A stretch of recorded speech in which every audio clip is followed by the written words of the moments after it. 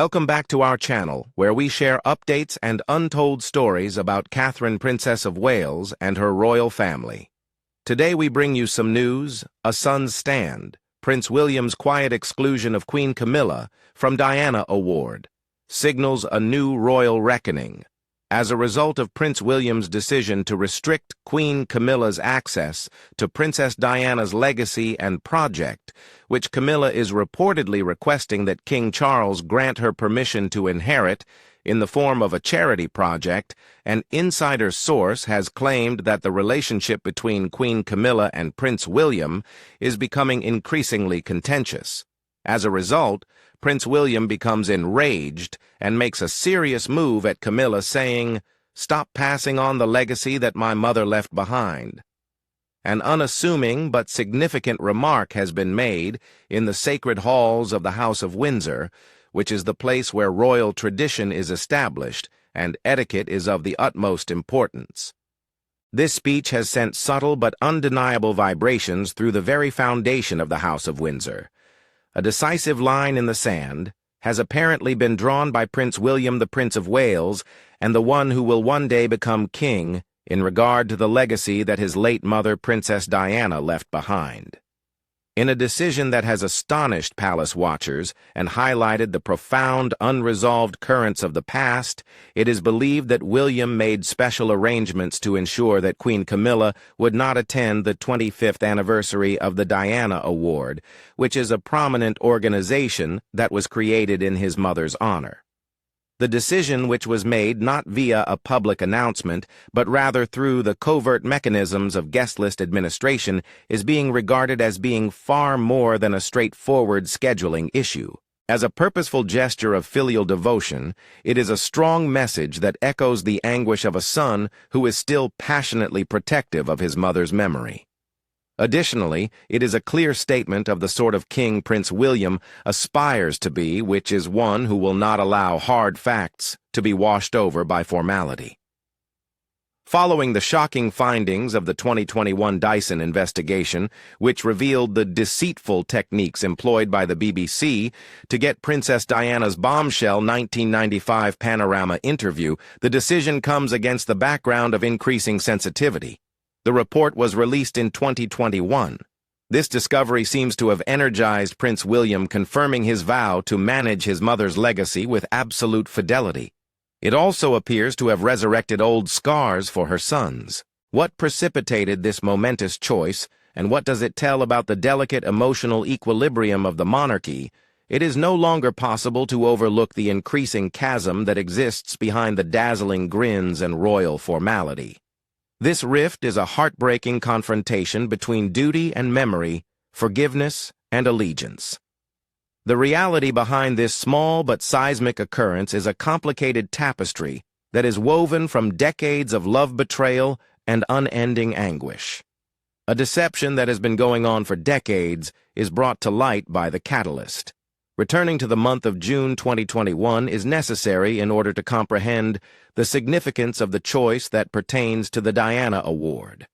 As the BBC publicly acknowledged the catastrophic findings of an independent inquiry that was overseen by retired senior judge Lord Dyson, the focus of the whole world shifted rapidly toward Buckingham Palace. The study was a bombshell, confirming what had been rumored for years: the iconic interview with Princess Diana that was conducted on Panorama in 1995 had been secured not via journalistic ethics, but rather through a campaign of falsehoods, fake documents, and psychological manipulation.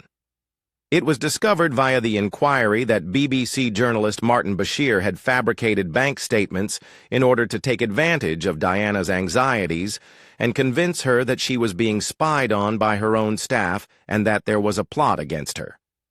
Lord Dyson came to the conclusion that this deception was the most important reason that brought a weak and lonely princess to the point where she agreed to give an interview that would forever change the trajectory of royal history. The royal family was dealt a painful blow when they were ultimately confronted with the truth, which was finally documented in an official report. Within a short period of time following the publication of the results, Prince William appeared in front of the cameras outside of Kensington Palace. The way he carried himself was a model of self-controlled rage. Despite the fact that he maintained his normal regal serenity, his face was marked with a deep and obvious source of agony. Despite the fact that his voice was calm as he started to talk, every word he spoke was weighed down by the weight of many decades of anguish and fury. I am of the opinion that the dishonest manner in which the interview was obtained had a significant impact on what my mother said. William remarked, his eyes remaining steady and unmoving during the whole conversation. Not only did the interview play a significant role in the deterioration of my parents' relationship, but it has also caused harm to a great number of other people. The failings of the BBC were criticized in a direct and personal manner by him. It brings me indescribable sadness to know that the failures of the BBC contributed significantly to the fear, paranoia, and isolation that I remember from those final years with her, he wrote. I cannot even begin to describe how much I feel about this. What is most upsetting to me, however, is the fact that my mother would have been aware that she had been misled if the BBC had conducted an appropriate investigation into the complaints and concerns that were first made in the year 1995.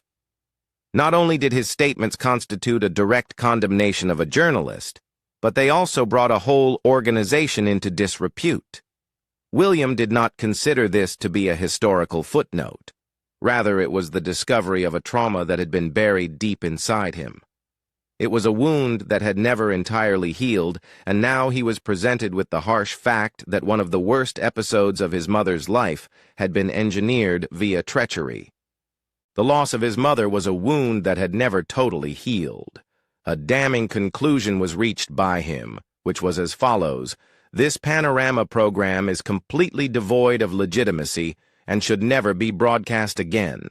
Over the course of more than a quarter of a century, the BBC and other organizations have attempted to commercialize a false narrative that was successfully created by this event.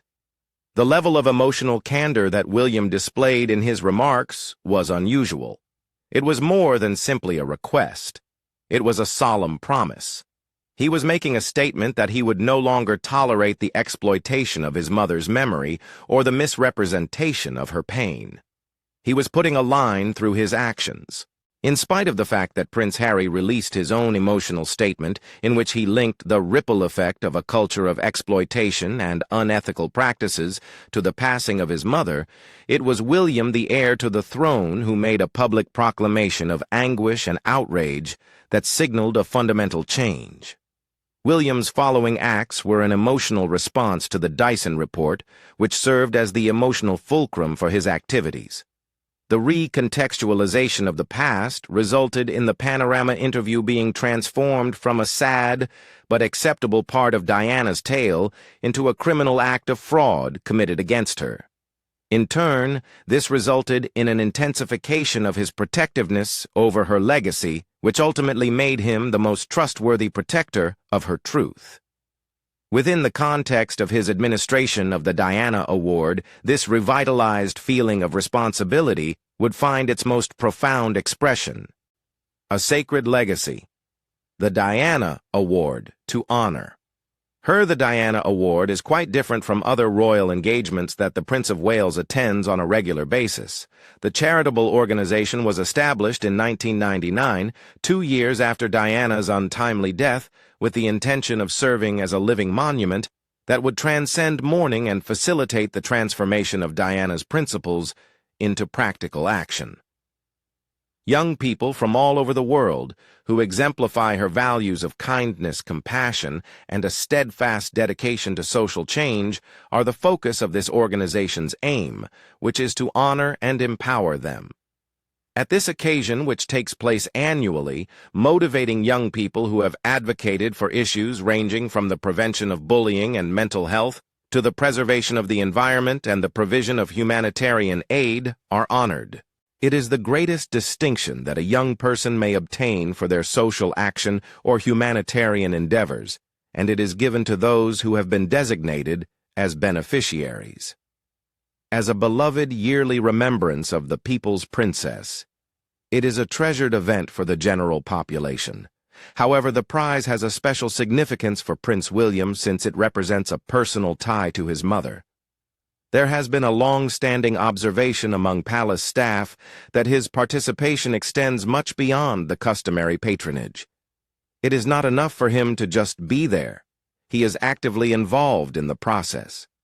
According to reports, he makes it a point to read the tales of the candidates, completely immersing himself in the journeys of bravery and resiliency that they have taken. The special capacity that his mother had to connect with those who were vulnerable and to utilize her platform for the greater good is something that he sees in these young people who are making a difference in the world. This individual commitment took on an even higher level of intensity in the time leading up to the 25th anniversary event, which took place in the latter half of 2024. During the time when William and his staff were methodically planning an event that would be a suitable homage to a quarter-century of his mother's legacy, the corridors of Kensington Palace were filled with a focused energy that was loaded with concentration.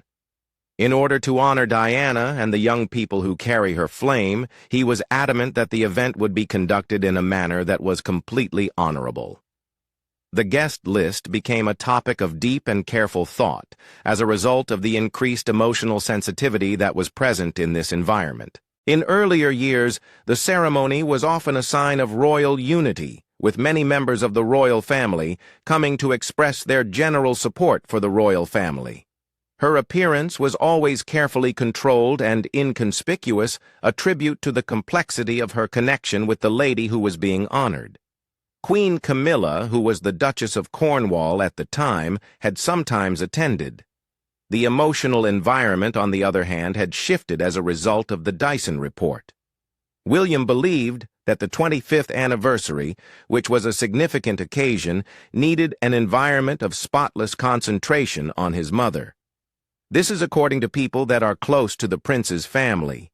He was of the opinion that the appearance of someone who was inextricably related to the distressing story of her marriage dissolution would be an unneeded and unpleasant distraction. The entire concept of Queen Camilla, the woman who Diana memorably referred to in the interview with Panorama as the third person in her marriage, being present at such a very personal remembrance, became, in William's opinion, beyond the realm of possibility. According to those with knowledge of the situation, this was not an issue of personal hostility, but rather of emotional and historical integrity. From his perspective, the award ceremony was a place that was exclusively dedicated to the memory of Diana. In the course of the planning process, it became tacitly but unequivocally clear that Queen Camilla would not be receiving an invitation at any point in the near future. On the contrary, it was a choice that was taken with a grave and weighty feeling of duty rather than with rage. While William was entering a new chapter of his royal existence, he was also entering a period in which he was ready to choose emotional honesty above the veneer of convention, regardless of how uncomfortable the implications may be. The enduring shadow of a royal triangle is at the heart of a complicated history. In order to have a complete understanding of the significance of William's choice, it is necessary to review the traumatic past that is shared by Princess Diana, King Charles, and Queen Camilla. To this day, the emotional implications of this narrative continue to have an impact on the monarchy, despite the fact that it has been repeated an infinite number of times. Prior to the arrival of Diana Spencer, Camilla Shand was already a member of the royal family. In the early 1970s, she and Prince Charles first met, and from that moment on, they had an instant and profound bond. They had a very similar sense of humor and a strong affection for the countryside, which resulted in a connection that was both profound and romantic. However, the romance was put on hold since Charles's naval career required him to go abroad, and the palace was reputedly of the opinion that Camilla was not an appropriate wife for a future king at the moment. Camilla married Andrew Parker Bowles, a cavalry commander who was also a friend of Charles, in 1973. Andrew Parker Bowles was their buddy. Even after they had moved on with their lives, Charles and Camilla's emotional connection remained strong throughout their whole relationship. At the time, the world was under the impression that it was seeing a fairy tale when Lady Diana Spencer, who was young and innocent at the time, married the Prince of Wales in a beautiful wedding in 1981. However, Diana quickly became aware of the eerie presence of a third party in her marriage almost immediately. Afterwards, she related the story of discovering a bracelet that Charles had crafted for Camilla just before their wedding. The bracelet was inscribed with the letters G and F, which stood for their pet names, Gladys and Fred. It was a terrible early indication that her husband's heart was split, and it was this indicator. During the 1980s, when William and Harry were born, the marriage gave the impression of being successful to the general public. However, behind the walls of the palace, Diana's misery and feelings of isolation continued to grow. Due to the fact that she was aware that Charles's romance with Camilla had been reignited, she was obsessed by the information. Her well-documented battles with bulimia and depression were a direct result of the enormous amount of stress she was under. The turning point occurred in the year 1989. Diana made the courageous decision to go head-to-head with her adversary, which was an extraordinary thing to do.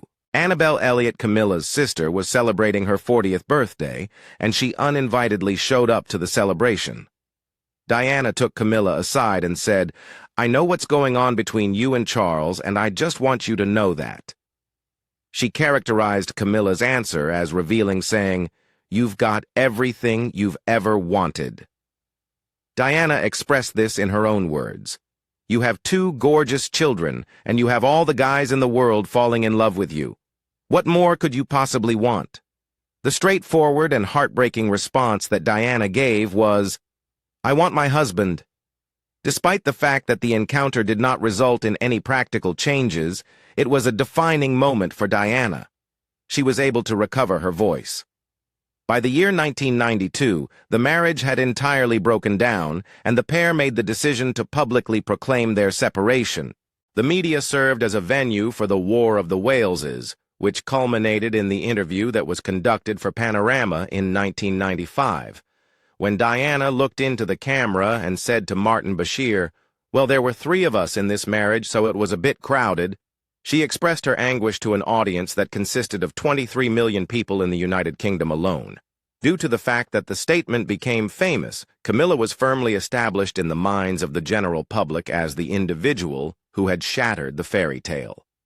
Prince William, who was just 13 years old at the time, had a deeply terrible experience when he saw his mother expose her agony on nationally broadcast television.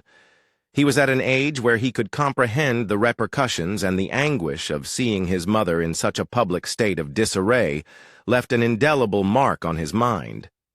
It was at this time that his instincts to fight for his own safety were developed. As a result of the terrible loss of Princess Diana in 1997, the public's attitude toward Charles and Camilla became very hostile.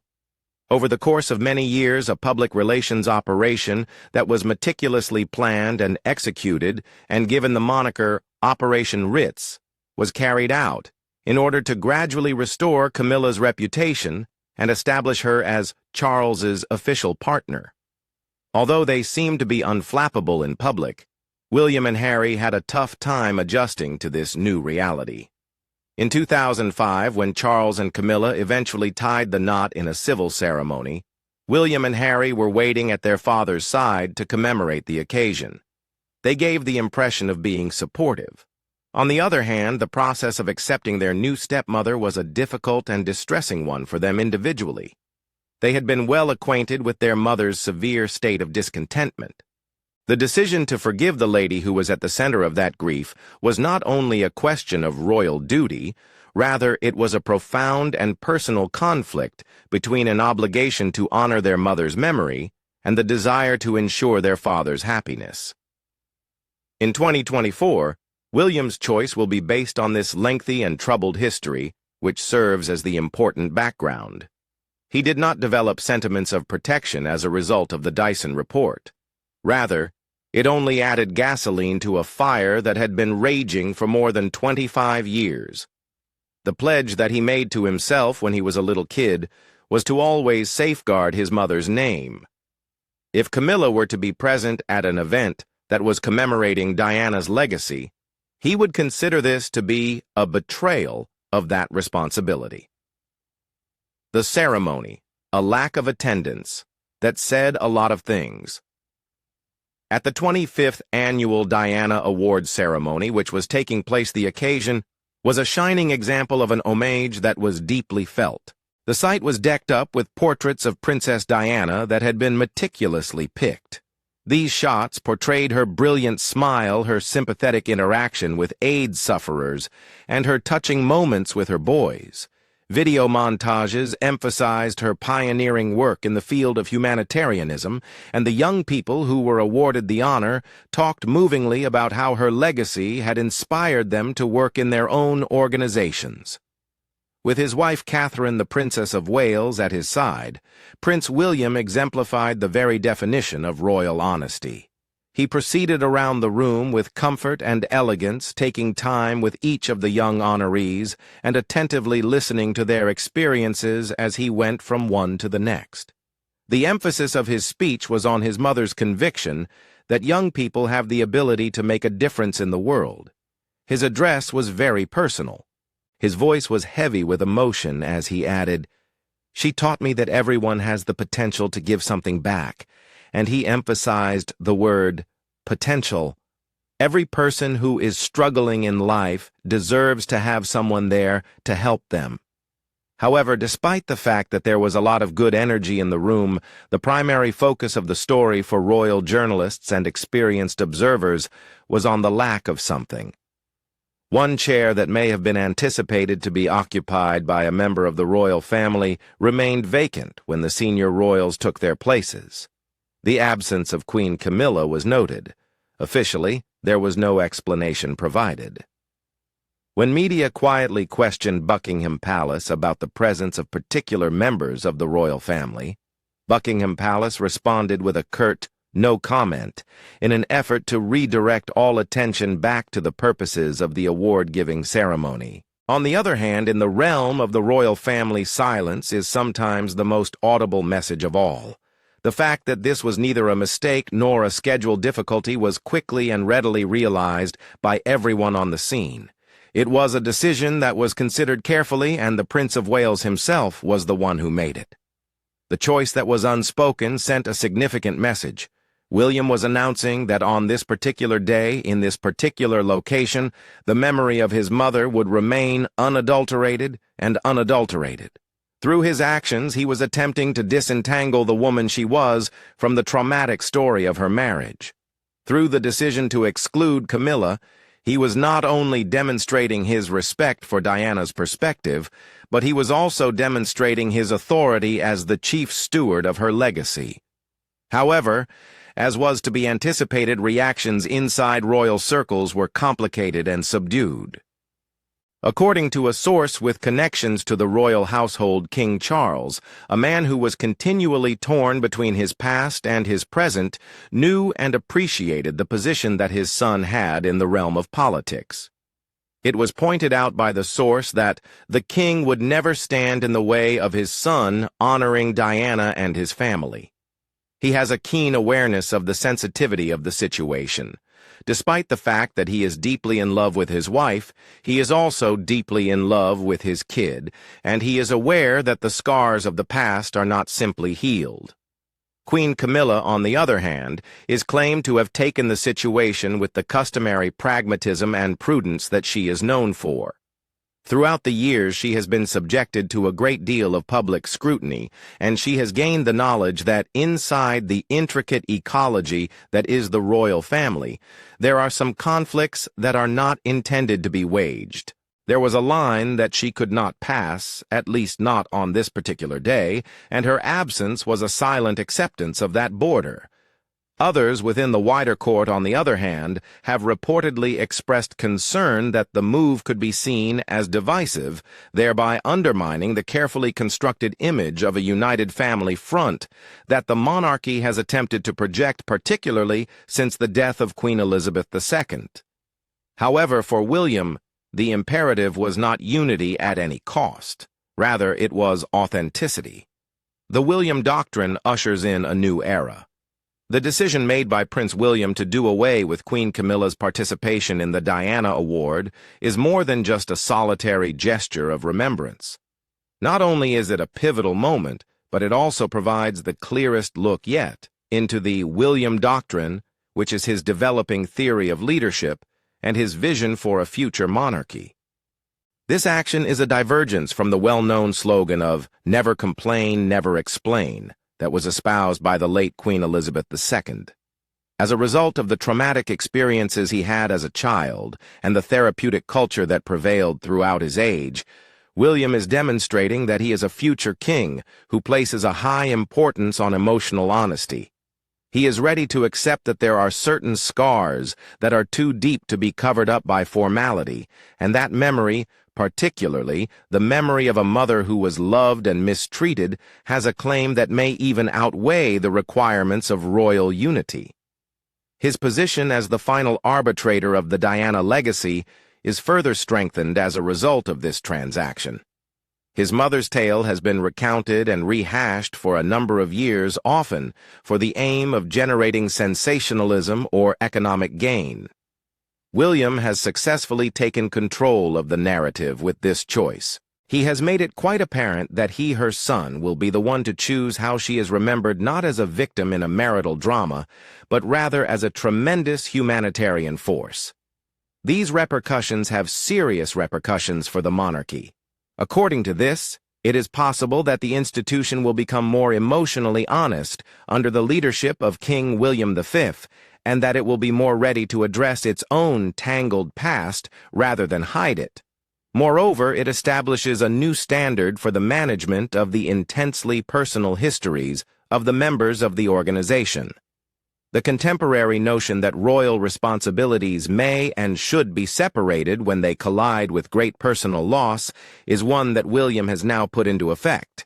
He has done this by separating royal obligations from personal anguish. Although the move may have generated a momentary tremor of unease inside the palace, it is possible that, in the long term, it may help to boost William's position with the general populace of the United Kingdom.